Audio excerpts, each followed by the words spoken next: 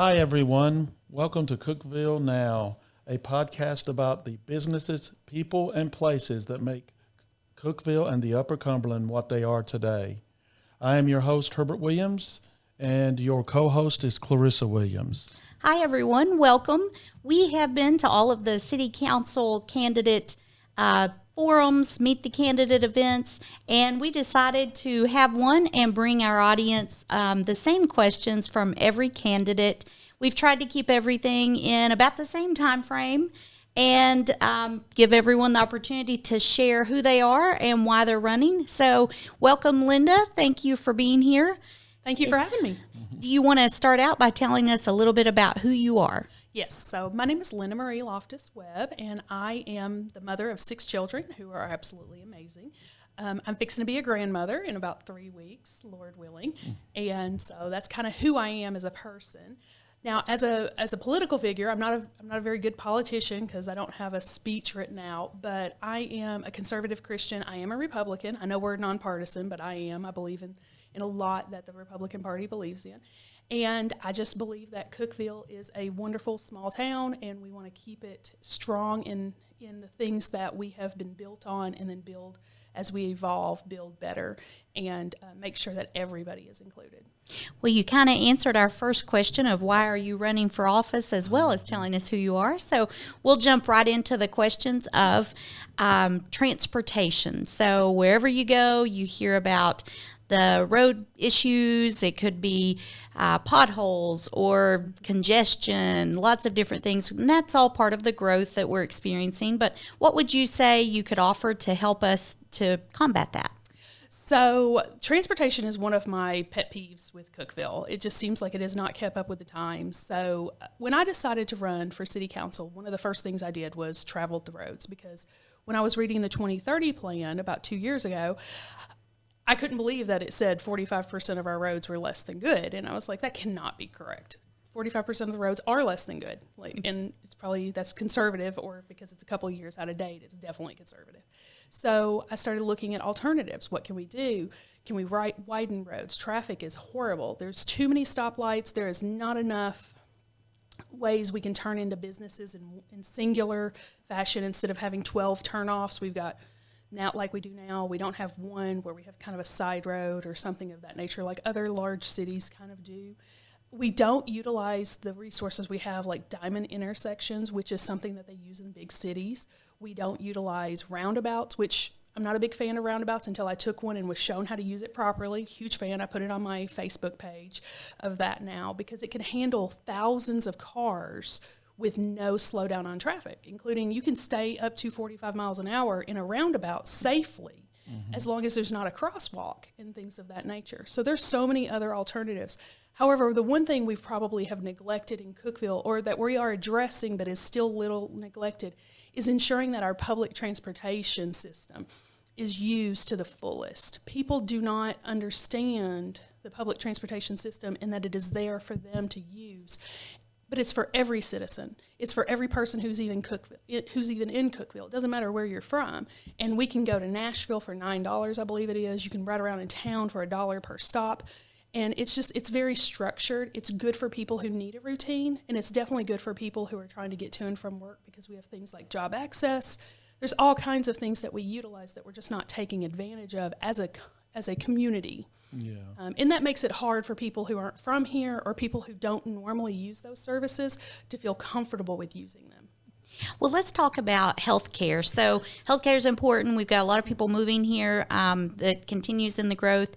Part of those are retirees who are really interested in healthcare. And then you have families, and everyone really is impacted. The city of Cookeville owns CRMC, or the hospital here, and we wanted to find out why you think it's helpful, or do you think it's helpful for the city to own it, and how does it directly contribute to the tax base? So, and that's a tricky kind of two-sided question, and I'm going to go with, I believe that us owning the Cookeville Regional Healthcare gives our citizens more power. At the end of the day, it does. It is an expense, but at the end of the day, it's also an investment in our community and our people. I have been to big cities where we have privatized hospitalizations, and I can complain with the best of them about the billing practices of Cookeville Regional Hospital. They are not the best in the world. But I went to Vanderbilt Hospital one time for an injury that was sustained in Nashville, and I had to pay on the spot. And I don't know if that was everybody, but I had to. And if I didn't have that at the time, they had the right, apparently, to turn me away. And I don't want anybody in Cookeville to ever feel like, because we have a privatized hospital, that they're going to get turned away. And we have too many people that are invested in our hospital. Our hospital is one of our largest employers, and they're also one of our biggest economic growth points. We have an amazing cancer center. We have an amazing heart division of our hospital. I mean, so we have a good hospital. Now, on the other side of that, though, it is an expense, but again, I'm going to say it's an investment, and I think it's an investment that we have done well with, and as long as we don't use it for something that it's not intended for, I think we'll be just fine, and it's something we should continue to invest in. Okay. Well, we also have a great economy here in Cookeville. We came up with a couple of questions that in our what if strategy. So what if scenario, we do those all the time. What if this happened or what if that happened? If something were to take a turn for the worse and you had to do something as a council member, would you, number one, scale back services, number two, cut back, or number three, increase taxes? So I think on a short term, I would definitely try to just cut back. Let's say if we could do it with one secretary instead of two, let's see if we could do it that way. Just good business sense, cut spending, try to increase revenue. If we had to cut back on services, it would need to be the services that are not needed. Mm-hmm. It would be those luxury services, I guess, but it would have to be definitely short term. Cookeville is a Cookeville for all community. So we have people of all ages. We can't just say, well, we're not going to provide this service ever again and throw the baby out with the bathwater kind of situation. We have to really look at it in a way that is long-term healthy for our community and our people and the people inside of them. One thing I would do, though, is maybe merge some departments if we could temporarily, because obviously having them segregated is beneficial. But when you're talking about just cutting dollars for a short amount of time, you could merge departments and unify those. Cross-training is just a good idea anyway in any business. It doesn't matter if it's government. It doesn't matter if it's small business or big business. So if you have someone from the water department who's also helping answer phones for the electric and everyone else, you're just going to have better customer service at the end of the day, short term. Well, we all know homelessness is a continuing growing issue. Mm-hmm. What would you do or propose to help solve that problem? Well, this is actually what I do on a day-to-day basis, is I work with people who are less fortunate than the average person. The majority of our folks that I work with are homeless. So basically, we write grants. That's what we do in our business to help fund programs that provide shelter for homelessness. We're right now working on a $1.5 million grant. We're fixing to turn around as soon as we get done with that one, write another $1.5 million grant. Lord willing, we get it. But really taking advantage of those funding opportunities that are out there that are not tax dollars to us, that they're already set aside for that, and then sharing that. I think privatizing a lot of that to nonprofits is important for Cookeville. I don't believe Cookeville should get in the housing department game. I just don't think we should. But I think privatizing that to nonprofits is a beneficial way to doing that. And the only reason why I say a nonprofit versus a for-profit is because at the end of the day, the services that we provide for a homeless person are not the same services that we're going to provide to someone who makes $60,000, $70,000 a year, and they're not going to be as profitable. And also the vulnerability of a homeless person, no matter what got them to be homeless, is so extreme in some cases that if you were to go up and say, hey, I'm going to provide this for you, but here's what you have to do for me in return, could cause them to be like, thanks, but I'm just not going to take advantage of that. And they're going to choose to be homeless because it's safe. Mm-hmm. It is safer for them to be in what they understand and they're comfortable with than it is to step outside of their comfort zone and say, I'm going to trust in you, someone I've never met before, and I'm going to do what you ask, even though it's failed every single time before. And that's a risky situation for us. And getting the police educated. One of the things I'm very proud of for my team and I work with is they work with the police department, and at least the local police department, in working with how to in a healthy way, address the homeless situation, and just making sure we're doing the things that we can do so that we don't escalate a situation that could otherwise be avoided. Oh, great. Well, in Cookeville, we continue to grow, which everyone's excited about the opportunities for the growth that they're bringing. But we also want to manage that growth and make sure we don't stifle it. So what would you propose that we could do that without impacting our small town charm? So that's kind of a double-edged sword as well. So we need more housing. I don't necessarily think we need more apartments. I've been there, done that. I've seen that. We need small homes built where people are actually investing in Cookeville. One of the things that I really look at when we talk about apartment goers is there's two things. There's two main reasons why someone wants to be in an apartment. One of them is they don't want to have to do the lawn care. 100% agree with that. The other is they're not planning on staying here. So it's kind of like the same situation we have with like the fire department, the police department. We train them up and we make them these great, powerful people who are wonderful people. And then we ship them off to another area where they do all the great, amazing things that we have instilled in them. And what I want to do is get a place for them to plan to stay. Like, I want people who walk in through Cookeville, look around and say, this is where I'm going to raise my grandkids. Mm-hmm. This is where I'm going to find my husband or my wife, and we are going to have kids, and we are going to keep them here until the generations are gone. Mm-hmm. And that's what I want. And the way we do that is by focusing on single family housing and things of that nature. I believe that as we expand out, which is inevitable, that we take advantage of that in a way where we're focusing towards that. If we're going to build more apartments, though, we definitely probably need to look at the outskirts because we got other barriers with utilities going on and things of that nature. So we need to be practical. Makes sense. Well, one of the things that Herbert and I did when we started this company about 7 or 8 years ago, we wanted to make sure that we based it on Christian values. So we built everything with the principles and the integrity that comes with that. And one of the things that we have seen oftentimes, not just in political season, but just at any time, is that people tend to use the word Christian when it's convenient.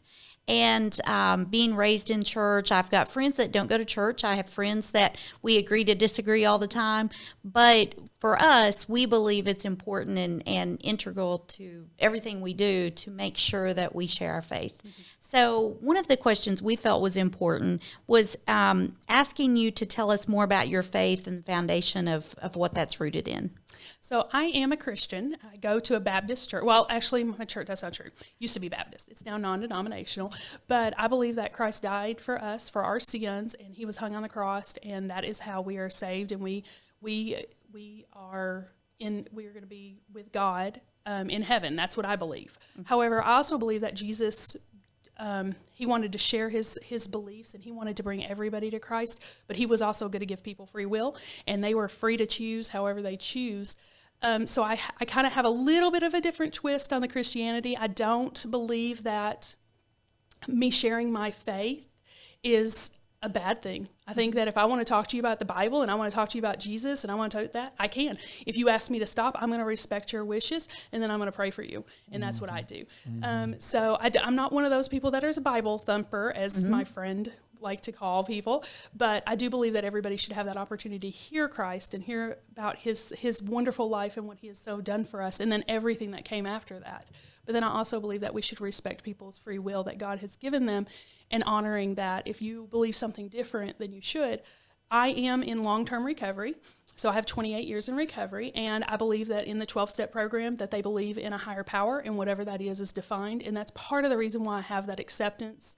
And I think that is a wonderful thing to give people, so that way they can come into their own value of having their own faith and their own Christianity, or versions of it as well. Mm-hmm. And I also did religious studies in college, so I understand a lot of different religions and why they came about. And history plays a huge part of that. So, all right. Well, we'll be right back after this short break.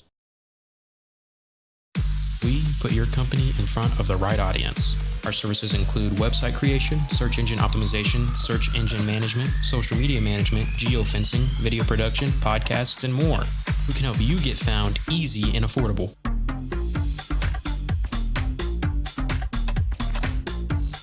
We are your partner. We work with you as your team, giving you the best option for marketing. Stop by today, email us or call us at 931-854-1313. Welcome back. So let's talk about the mayor's position. I know historically it has been chosen by the most votes that the city council person receives, and then it's voted on by the council and whatnot. But there has been discussion about whether the mayor's position should be a standalone position. Where do you stand on that? So that one's one of those questions where it just kind of depends on who's running. I believe that a lot of the candidates who would be running for mayor would just be traditional politicians. I would never run for mayor in Cookeville because I have too many passions. So I would never petition for that job.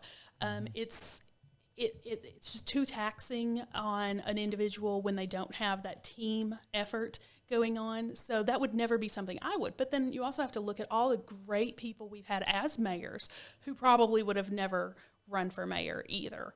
And as long as we have the city manager position, then there's no need for us to have a standalone mayor position, in my opinion, because we have 5 people gathering information, making a vote based off of the research that this one person who that is their job, and they have a skill for that.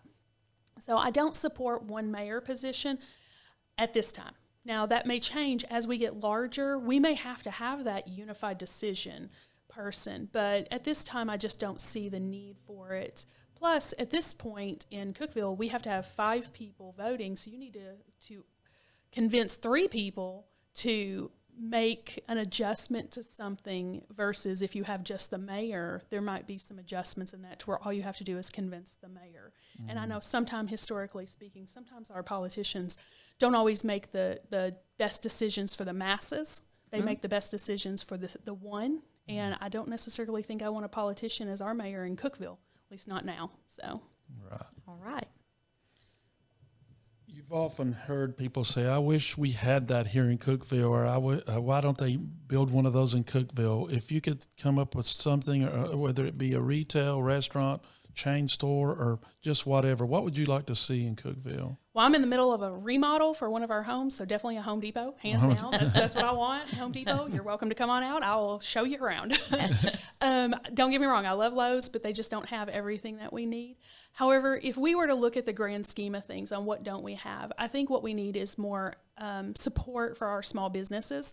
I wish we had that, because we have great small businesses here in Cookeville, and if we had more support, people would literally be like, I'm going to go to that small business versus this big chain store. Right. And when we're talking about small business, we have to remember that 100% or nearly 100% of every dollar you spend in small business stays in Cookeville if they're here. Because their mama works there, their daddy works there, their brother works there, their sister works there. Everybody in the family works there. They go to school here. We spend our money here. The only thing we really deviate from a small business owner outside of our own community is when we go on vacation. And most small business owners don't go on a whole lot of vacations, in my experience. So we really need to be focusing on that. So if I were to say what I wish we had here was some place where people could go to say, I would like to buy my groceries local. Where do I go? If I want to buy, Lowe's or lumber like I do at Lowe's right now, if I want to buy local lumber, who can I go to that's local small business? And having that answer right at our fingertips. We have an amazing Chamber of Commerce. I wish we had a chamber of local small business, and that's the one thing I really wish we had. We had it where I lived in Michigan when I was going to college, where you could literally just log into a website and every local small business had their stuff registered on that website, and you could choose to do ice cream, which is always the best kind of ice cream. They had things like peanut butter ice cream. They had all kinds of stuff that you just don't get in the local 30 flavors that you get. And that's really what I think Cookeville is missing, is that hometown small business unity feel, so that we can all shop there and just be a part of Cookeville and make it bigger and better. So when you decided to run, what did your family think about it initially? So it depends on which part of the family you're talking about. So I'm going to tell you what my husband said. He says, have you lost your mind? And I said, well, honey, the reality of the situation is I kind of already gave my word. There were several people there at the time, and I just kind of blurted out, I should run for city council because I could do this. I could do this better is actually what I'd said. And there was more to the conversation, obviously. And then somehow it got picked up and someone had put it in print. And I'm a woman of my word. I have integrity. And if I say something, I shouldn't say it if I don't mean it. And if I do say it, I need to make it happen. So that's kind of how it happened for me. And that was 2 years ago. So then after I said it, I started going to the city council meetings and all that. My family was just like, you are too busy. My dad still says I am way too busy to be doing everything for the city council. And I was like, but it's something we need. We need quality people on the city council who love Cookeville and love the people of Cookeville, all the people of Cookeville, not just the rich people or just the wealthy people or the influencers. We need people who love the homeless people. We need the people who are addicted to drugs and alcohol. We need people who love just everybody who walks through these doors of our town and makes an impact. And we need those people in Cookeville. And so my dad just thinks it's absolutely insane because I'm not a politician. I've been told so many times, you're just not a politician. And I'm not. I'm just honest and I'm very blunt. So my mom, she's very, very supportive. My sister's not very supportive. But, everybody at the end of the day is like, if I have to vote for someone, it's going to be you, so let's do this. And they're trying to be very, very supportive. They're really picking up the slack in my schedule where I'm able to divert some attention so that I can run for city council. And they have made the investment in me so that I can do this for the next 4 years. Oh, wow. Well, as we think about Cookeville and we think about all the great things that there are here, there's destinations, there's places, there's things, there's events. We love the Christmas parade here. The holidays in Cookeville just can't be beat. You have so many great things going on at one time, and it's just really a unifying event for the whole community. When you think about Cookeville and what's one thing or one place, something that's your favorite, or you think of Cookeville when you think of this place, what would it be? Place or time? So I grew up in Cookeville, and there's this place called Waterloo. It's still there, but it's not open to the public and things of that nature. But the streams and the lakes and just the private places that we can go and just have a good time and picnic with our kids and our family, which I used to do with my friends. So that's just who I was as a kid. I wasn't taking mom and dad to the lake with me and things of that nature. But Cookeville, when we look at it, Cookeville has amazing opportunities in so many different places. We have biking trails that are good. We need better ones, but we have them. We have an amazing parks and recreation system in Cookeville just because of the nature of where we live. I would encourage anybody who likes to hike come on down. Cookeville's got it for you. We got intermediate, we got beginners, we got advanced, we got everything. Those are things that we do, and I think that should be part of our glory and part of our allure to people. It's like we got great businesses, we got great people, we got great streams and lakes, and we got great hiking trails and things like that. And we have an amazing 4th of July celebration. So looking forward to that getting bigger. Yes. And other things of that nature. But we love our holidays. Cookeville loves our holidays. So we need Punchki Day. I lived in Michigan for a long time, and I love a Punchki. They're like 1,900 calories per Punchki. But Never heard of it. Oh, I can't make them, but if I ever get a hold of one, I'll bring you one. Sounds good. So what is it, going to all these forums and everything being asked questions, what is one question you wish you'd have been asked? One? Oh, I got to narrow it down to one. The most important one to you? The most important one is, now that's a tough question. I would say, what is the one thing that I really want to impact the most while I'm on city council? Because I can easily say I want to make a positive impact for transportation. I can easily say that. Everybody who's driven our roads can say that. I can easily say I want to make a positive impact for homelessness because that's what's passionate about me. But if I were to pick the one thing, I would say I want to make an impact on making people love Cookeville again. Okay. We have so much division. We have so much cancel culture.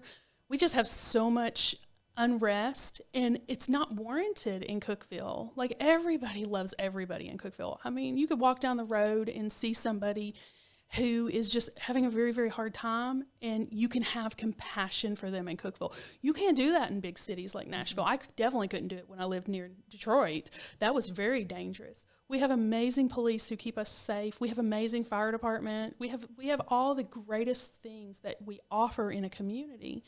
And I want to make that better. I want people to love Cookeville as much as I do. And I want people to say Cookeville is the place to be. And that if you want to love America and you want to love Tennessee, then Cookeville is going to be your first destination stop. And so that would be the one thing. Okay. So I'm going to ask a question that's not on the list. Okay. We gave everyone, as I said earlier, the questions in advance, and we did that because we wanted to see how does everyone kind of prepare. If we had a city council person, we would want to know that they would know how these issues impact us in Cookeville. But we also know that our country, in my opinion, is not moving in the right direction. Everything has been crazy. Our voter turnout in Putnam County is always low. And I firmly believe that if we have good voter turnout and people are getting out and voting, that we will be able to make positive changes. So what would you say to people about voter turnout? It is way low. So my understanding is we're expecting about 2,263 people. I don't know if that was an estimate or if that would seem like an odd number to be an estimate. So it might have been last year's numbers. And that's unfortunate because we have so many people who just don't understand what the voting process does. My son, he's 17 now. Sorry, honey. He's 17 years. He's been coming to vote with me since the day he was old. He was the first election after his birth. Mm-hmm. My daughter, the same thing.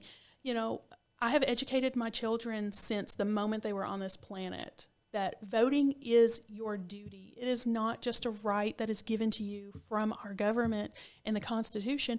It is your duty because I have been to countries where you do not have the right to vote. I've visited them, mm-hmm. and it is heartbreaking for people to not realize that them walking up to the ballot booth and making their vote count is not something that they should just cherish, because the minute it is taken away from us, and we are 10 years, one generation away from it being taken away from us at any given time in our current state and moving forward, from losing that right, then we lose sight of why freedoms are so important. I think every person who is able to vote should. I think it's amazing that, people who were convicted of certain crimes have now got the right to vote again. And that is one thing I push for the folks that I work with. Get out and vote. I don't care if you vote for me or not. Get out and vote. Learn who your candidates are and vote. And I think every person should be given that right. I hand out voter registration. I've been doing it for years. I hand out voter registrations to people every time I turn around when I'm standing at the DMV with my girls. And someone says, well, do you want to register to vote? And they say no. I'll be like, honey, you should vote. Let me tell you. Have you met some of our candidates? And just being real with people. But I unfortunately don't think they teach us in high school anymore. Mm-hmm. My son, he's fortunate to go to a school where they encourage voting. But my daughter, when I asked her when's she going to go vote, she said, I'm not going to vote. Why would I vote? It's like, because we are making decisions in the government level that affect your day-to-day. And you have the right to a vote. You have a right to a voice, and you should cherish that. Mm-hmm. And so get out and vote. Everybody should vote. I agree. And if you were to look back in your past mm-hmm. and you gave the younger Lynda advice, what would it be? So if I was, that's a long advice list. Invest in Yahoo and then exit early. But no, if I was to give myself advice, it would be trust your parents. My parents, I did not trust them when I was younger, and that was a detriment to me. Have faith in Jesus no matter what. I've went through, for those who know my history, I have went through some horrible, horrible, horrible things in my life. And there were times in my life where depression took over because I wasn't trusting in my faith.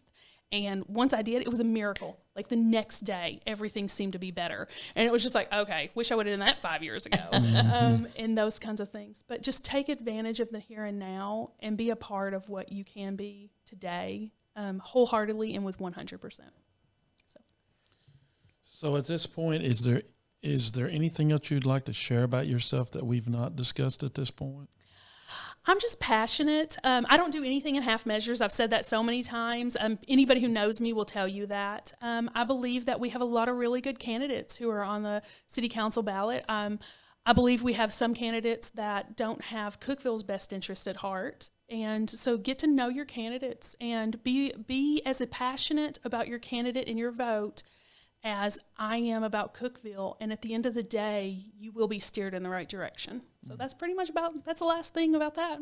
Well, I have one last question. We have a lot of millennials and Gen Z that we work with, and I asked them, if you could ask the city council candidates a question, what would it be? And they came up with a couple of questions. Okay. So first one, talking about desserts. If you had the choice of either cake, pie, or cobbler, what would it be? What would mine be? Cobbler. It's got the most calories and the most sugar by far, with sprinkles on top. And then if you think about going out to eat or eating at home, which one would you choose? If you're asking from a kid's standpoint or a youth standpoint, I would say go out, just because, who wants to clean up the kitchen? But I'm a mom, and I can't get those moments back. I try my best to eat with my family, and I try to cook for my family as well, because I want to teach them how to cook, because that is one thing that most of the younger generation that I work with do not know how to do. And there is something, my grandmother, her name was Violet, she taught me how to cook when I was 2. Like, I could stir chocolate gravy with the best of them. I knew how to make biscuits back then. So if I was to tell the kids, I understand why eating out is much better for you today, but don't miss that opportunity once you have kids. Well, the final question, are you a gamer? I am not. My son is, and I support his passion. But no, I don't game. I actually had a head trauma when I was younger, 22 years old, and the flashing lights don't work real well for me. And I would much rather just work with people face to face. But my son never had that experience, and he is a gamer from way back. Well, it's so nice for you to come in today. Thanks for being here. Thank you for here. having me. Yes. Vote for Lynda. And thanks to you all for watching Cookeville Now. We will see you soon. Thank you.